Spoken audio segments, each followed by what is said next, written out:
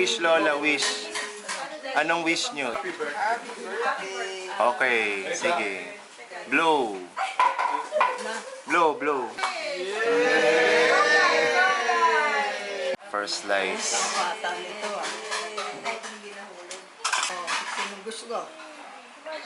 I-post natin to, Lola, sa next vlog ko.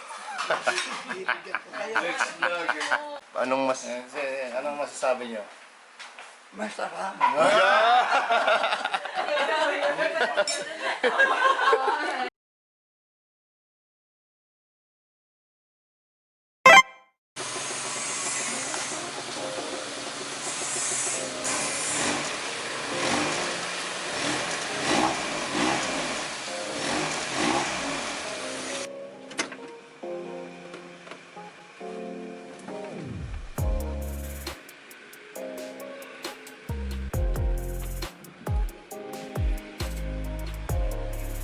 Good morning, guys! Welcome sa channel ko, si Breads.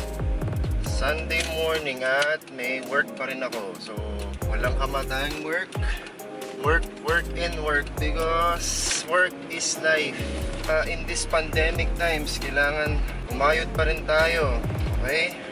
Pero syempre, bago tayo maglumarga, pagas muna. Update ko yung aking fuel consumption. Marami akong in-adjust lately kasi yung ignition timing, fuel filter, mga pinalitan akong vacuum lines kasi medyo ma-brittle na yung goma, tsaka minsan nagkikink na yung goma. Nakaka-apekto siya ng idling, minsan nagbabago-bago, minsan din yung bad and faulty PCV valve. Minsan yun ang nagiging factor din, fuel consumption. Lalaman natin kung fuel consumption ng ating Corolla. Gamit ko na fuel kasi pure premium. Pwede naman kasi itong unleaded talaga or yung regular lang, regular gas. Pero kasi nung nabili namin to 19 years ago, nakalagay sa gas tank niya is premium gas ang nakalagay sa kanya. Actually, na-try ko na before yung regular fuel, pero upon observation, medyo medyo mahina yung hatak niya. Maraming kailangan i-consider kapag ang engine natin is yung decarburador na manual. So, lahat yun. Pag set na ignition timing, kailangan properly set siya or else pwede masira. So, as much as possible, alagaan natin ng maayos yung ating sasakyan kasi mahal lang pagpagawa. So, dito na tayo sa gas station. Check natin kung anong fuel consumption niya.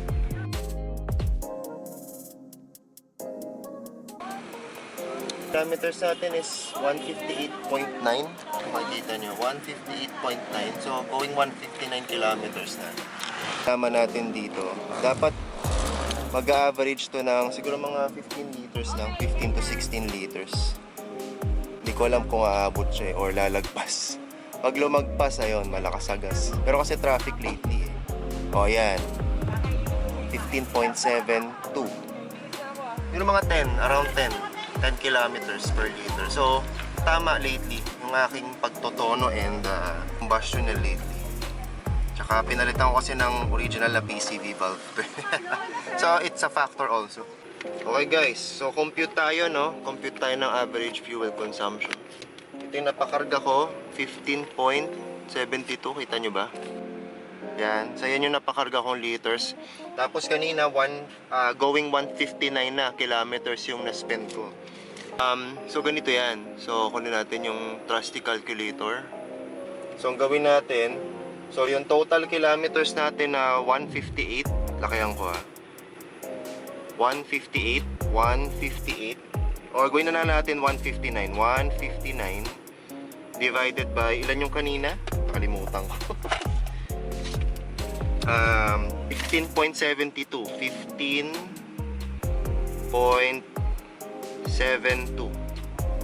yan, okay, so yan ang average fuel consumption ko. 10.11 city driving, NCR, Marikina, Metro Manila, stop and go traffic, pero mas marami yung traffic lately. So Nakakatuwa kasi not bad for a 30-year-old car na maganda yung ignition timing lately and naset ng maayos with proper maintenance, alaga sakyan. Kukuha nyo pa rin ng ganong yung fuel consumption niya. Okay? So may maraming factors, no? Marami tayong factors. So yun ang pag-uusapan natin, okay, habang magdadrive tayo papuntang work. Kung member na kayo guys ng TCCP or yung Toyota Corolla Club Philippines, so marami kayong makikita doon, buy and selling ng mga pyesa, certain topics kagaya ng troubleshooting tungkol sa Corolla, head gasket problem, radiator problem, aircon problem, proper engine oil na grade, etc. etc. So marami kayong makikita doon. Buy and selling ng sasakyan, buy and selling ng parts, OEM parts, replacement parts, surplus parts, mga rare parts, at ano pang kung ano abubots, no? So everything about Corolla nandun, okay? So gusto nyo maging member, join lang kayo doon, TCCP, at saka meron pa isa yung COC, Corolla Owners Club. So maganda ma-check nyo rin yun, okay? Anyway, back to the topic tayo, no? So ano ba yung mga factors guys that can affect yung fuel consumption? Okay, isa-isay natin. Number one, syempre yung fuel na gamit nyo. Ang gamit ko lately kasi is premium gas. So explain ko kung bakit premium gas. Kasi number one, lately mga dinadaanan ko kasi Antipolo area sa mga Rizal. So kailangan ko na medyo may hatak.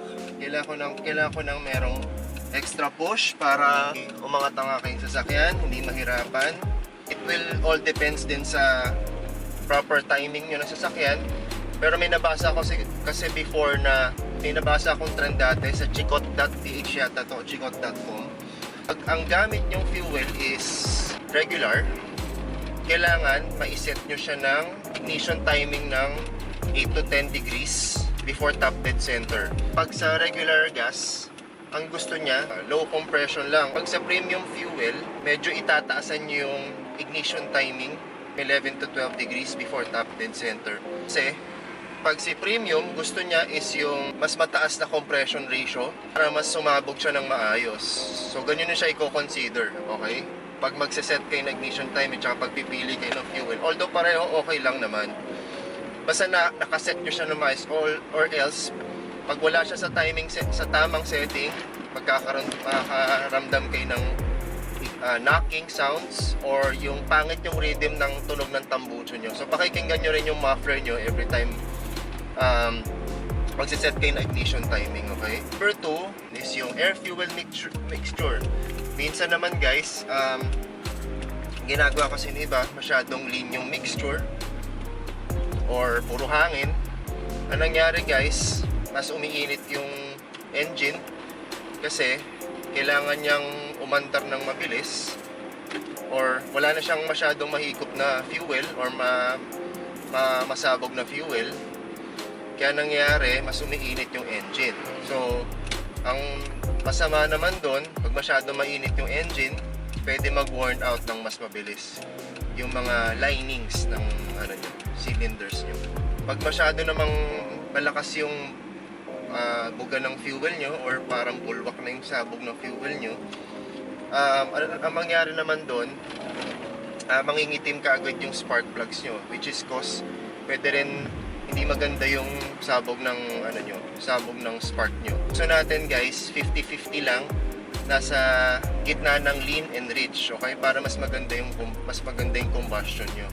Number 3, susunod naman, dirty air filter tsaka dirty fuel filter. Okay, so ano naman yun guys, common sense naman. Syempre pag madumi yung air filter natin tsaka yung fuel filter, kakaroon ng debris sa loob ng karburador. Para mas umandar siya, tatapa kayo sa silinyador, masyado niyang dinidinan na yung gas. Sunod dyan guys is yung sa transmission system nyo, lalo na pag sa manual, yung sa clutch system natin. Kunyari, wala sa proper RPM yung pag-shift nyo ng pag-upshift nyo ng gears. Minsan kumakatsot, di ba? Pag yung masyadong binigla nyo yung shift, nasa maling proper RPM na dapat nyo isi-shift. Laging ganun guys, napupudpud ka agad yung clutch disc or pressure plate, napupudpod kagad yun yung lining nun. Kaya anong nangyari guys, pag umaandar kayo, hindi niya na hahatak kasi nga pudpod na yung lining. So kaya nangyari, imbis na kumakapit siya, may slide siya. So next yan guys, compression mismo. Yon, hindi ko lang number 3, number 4 na ba ako. Yung ibang mekaniko, may ginagawa silang compression testing para sa sakyan para malaman natin kung malakas pa yung or masikip pa yung sa combustion chamber. Kailangan kasi para magkaroon ng proper ignition, wala masyadong space or kailangan masikip yung compression na. Sunod guys, yung tire pressure. Yun. So, kasi sa atin guys, average na tire pressure is 30, around 30. Pero depende pa rin yun sa sakay nyo. Kunyari, mabigat masyado yung sasakyan nyo, may mga sakay kayo, may mga karga kayong bagahe, nakaka-increase ng drag yun. So, syempre, pag may drag ang sasakyan, tatapak din kayo ng gas. Susunod guys, spark plugs. Hindi magandang sabog ng spark plugs nyo, yun din, nakaka-apekto rin sa fuel consumption. Susunod guys, yung settings ng aircon, tsaka yung cabin temperature. Dahil na syempre pag naka-aircon kayo, gumagamit kayo ng gas. Kasi tumataas yung RPM every time naka-on yung compressor nyo. Marami pa guys, marami pa. Pero yun yung isa sa mga kukonsider natin. So para sa akin guys, average ko ng 9 to 10 na fuel consumption, masaya na ako dun. I'm happy with it, okay? Huwag lang bababa ng 9, 8, mga ganon, 8, 7, 6. May problem na dun pag ganon, baka either madumi air filter o fuel filter. Pagka nag-iba yung fuel consumption, ngayari bumaba, baka pwedeng barado yung PCV or dahil replacement lang, so mas maganda kasi OEM talaga yung PCV nyo eh. Para mas maganda yung, mas well calibrated yung pag-release niya ng excess vapor sa ano nyo, tsaka hindi nagbabago, nagpa-fluctuate yung inyong idle speed, which can also affect the fuel consumption. Ano pa ba? Medyo iniingal na ako. So yun guys, maraming salamat ulit sa panonood ng video. So subscribe lang kayo guys. So I'll try to be active as much as possible para makakapag-share ako ng ideas and tips. Likewise guys, kung meron kayong other suggestions, recommendations, or comments regarding this topic, i-share nyo lang no, sa comment section no, para at least makapag-share tayo ng iba-ibang ideas para mas maging efficient ang ating small body, okay? Para mas ma-enjoy natin siya, okay? Mas ma-enjoy natin siyang i-drive. Thank you sa panonood guys, and see you